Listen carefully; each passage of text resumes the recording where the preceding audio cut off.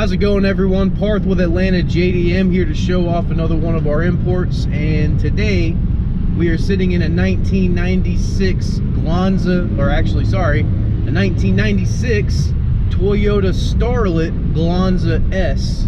So that's an EP91 non-turbo model. It is the newer generation. We'll look at that obviously when we do the walk around. But kind of a funny story about this car. I've had this for quite some time, and I had a customer call me yesterday about it, and I said, yeah, you know, I told her just go check out the YouTube video. And sure enough, we sat there for a minute, and she said, am I on the right channel, or do you have a link for it, because it is not on your channel. And sure enough, I don't know, I just schedule these videos once I just post them, and I guess this one didn't come up, or I don't know. I remember doing this video though, because you know, I flew out to Cali, actually bought this car. I bought it from a guy who kind of neglected it for a while, and you know, the price was pretty good, so I figured why not, let's go check it out. And you know, it needed a couple of things, and still kind of does need a couple of things, but all in all, that motor right there was great.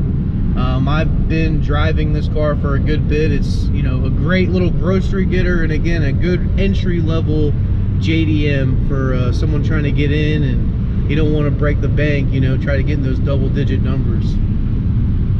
But nonetheless, I'm just going to do a little bit of driving in this thing. It is, again, like I said, a non-turbo model, so not the complete end of the world, but to some people, it's, you know, like murdering, you know, somebody.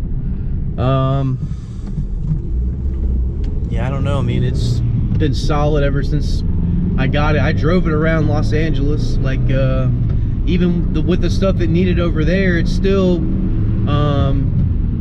drove well. Like, I did an alignment, put tires on it, I've done an oil change on it. Probably needs another oil change because I've driven it a good bit. I love Starlets. I mean, we've had one of every generation Starlet so far, and they're just super fun little hatchback cars, and you know, and getting in that range of Pulsar prices, or Nissan Pulsar prices, you know, those are quite expensive. Just another hatch I'm trying to relate it to. But I mean, this thing handles well. It very, very tight steering. The clutch is great. It shifts smooth. AC works. Heat works, obviously.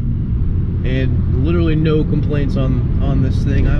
Like I said, have been driving it a good bit. I've been taking it to quite a few shows, and I don't know, I guess it just kind of blends in with the rest of the like VW Golfs and stuff like that.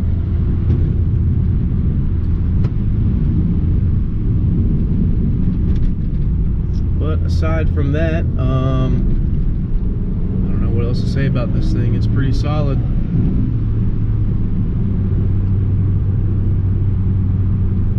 Got some nice aftermarket Blitz coils on it. Like, it's pretty much ready for someone to dive in. Oh, also, and it comes with a ton of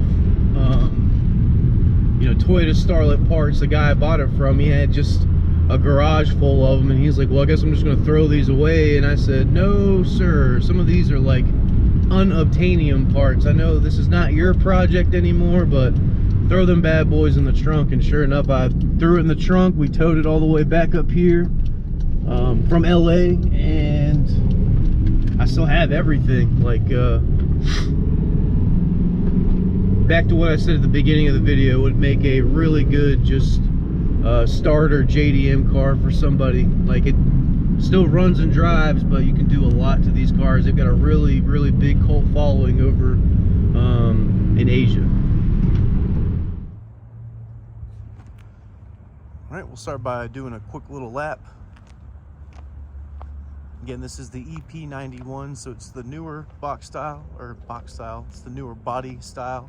It's not as boxy as the 82. I prefer the 82, but I don't know if anyone's been paying attention, but along with all other prices, Starlet prices have been going through the roof, because finding them that haven't been abused and completely molested of parts is getting a little harder, because again, remember, importing from Japan is not this never-ending fountain of cars that's going to always be there. Eventually that well is going to dry up. So For those of you who caught on early, congratulations. For those of you who don't, guess what? We're here to help you play catch up. But this one is, again, key turn ready to go. Aside from an oil change, I'm going to do that. We're going to go over some of the boo-boos. Most of them are cosmetic. You'll see just right off the bat, you know, both of the mirrors have been completely faded. And in Japan, you know, they have single stage paint. So the car is just baking the sun, and this is the end result after 25 years. You can see on the roof also, there's a good bit of paint fade. On the hood, there's a good bit also. You know, little spots here and there. It's kind of spread out.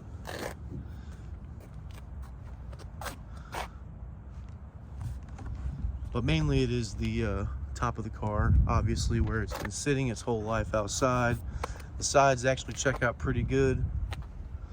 A couple little wet marks right there from detailing. And the rear also has, oh wow, the Toyota badge has disappeared. Starlet Glanza S. That weather strip's coming up a little bit. But paint can always be corrected. That's not the end of the world. It does have some aftermarket wheels.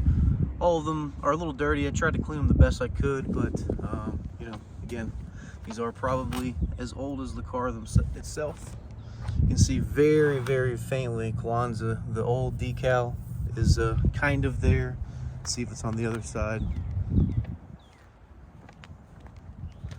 It's more on this side than the other, actually.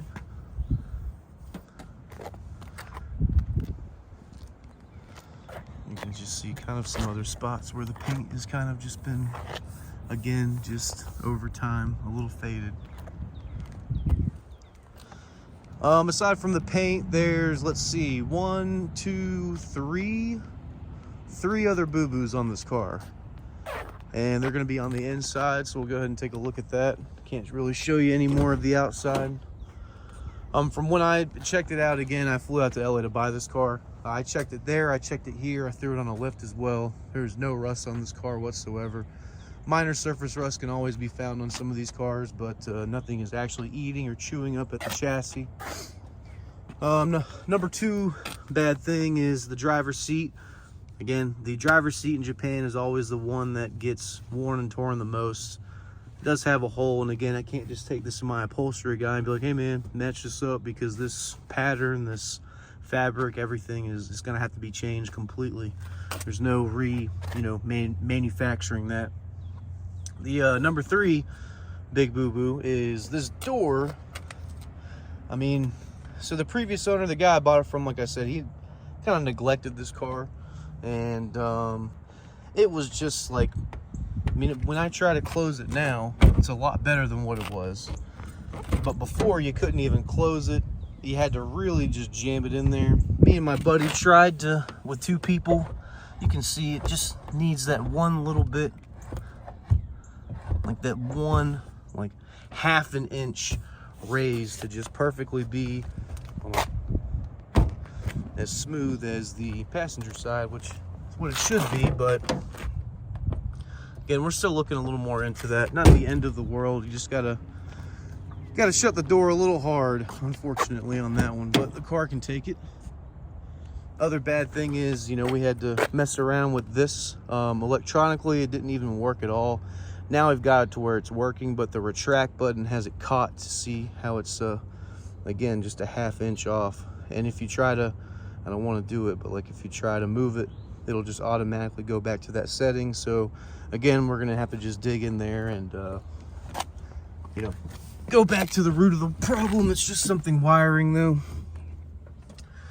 And oh yeah, and the other, I guess, bad thing that's really not that bad, it's not even nothing you can really do about it, but it's got no original driver's mat. It's got a mat everywhere else. It's got these mat covers also, but I guess the driver was partial to the mat, which again is very common in Japan.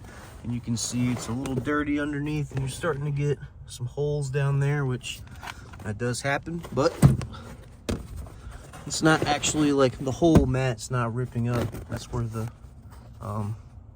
hook is supposed to be for the original one. But But aside from that, those are all the bad things on the car.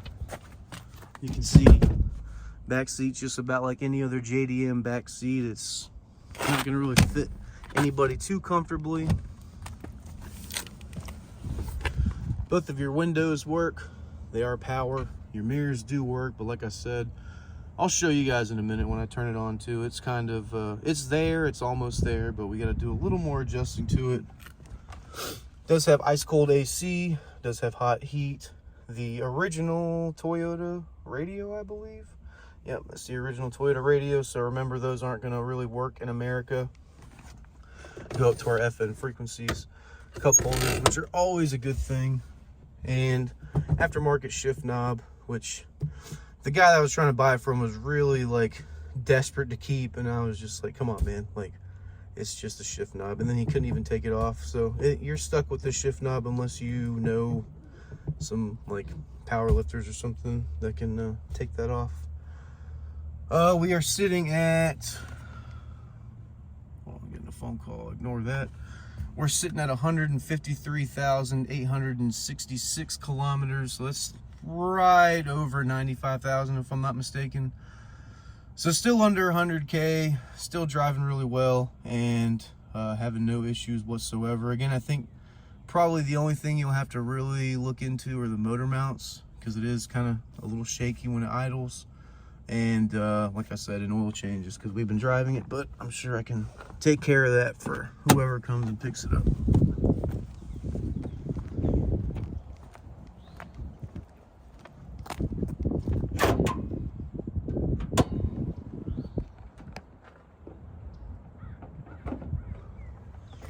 Okay, and here's the engine bay. This is the 4EFE. Did a new battery also. Just throwing that out there. Don't see a whatchamacallit, but a little dusty, but it's a 25-year-old car. Let's not forget that. You do have some like I said, what is these? Oh, these are actually, I thought they were Blitz, my bad. These are Meister R coilovers. I think I said Blitz in the drive around video. But let's turn it on real quick.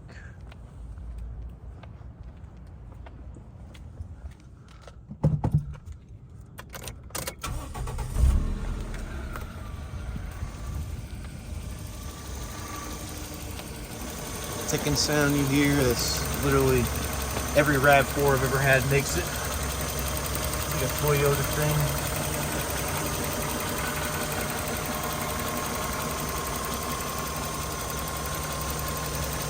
You can see it's and you can tell, but it's a little shaky, so that's why I'm guessing it might need some motor mounts, but that's what I was looking for. 2009, so probably need the timing, but it was done at 101,000 kilometers, so about 50,000 kilometers, 40-something thousand kilometers ago. The timing belt wasn't done, which isn't terrible. That's not really a lot of drive time, but with the age, it is something to be a little cognizant of.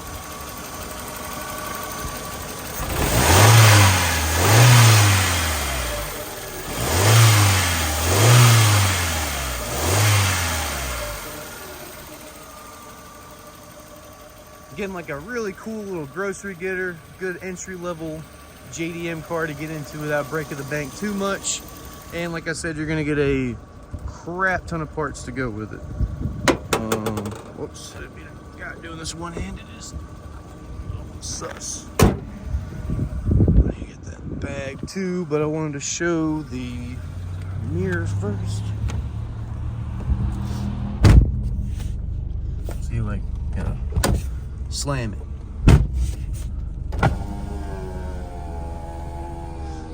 You can see if I try to